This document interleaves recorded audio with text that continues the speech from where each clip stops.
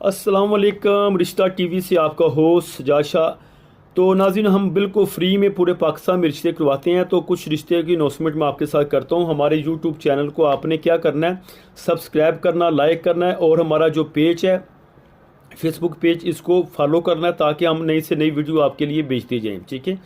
हमारे पास रिश्ता है लड़की का। लड़की का जो नाम है यहाँ पे नहीं लिखा हुआ, लेकिन लड़की राजपूत है। उम्र इसकी 38 साल है। सेकंड इसकी शादी है, दूसरी शादी है। ज़िला रहीमिया खां से इनका तल्लक है। दो इनके बच्चे हैं, एक बच्चा इसका 4 साल का, एक 6 साल का है। तलीम इसकी ग्रेजुएशन है। और इसको ऐसा रिश्ता चाहिए जो कि, वैसे लड़की जॉब कर रही है दुबई के अंदर। इनका डायरेक्ट मेरे पास नंबर है। अगर किसी ने इनसे रब्ता करना हो तो इनका जो कोड है A85 नंबर इनका कोड है।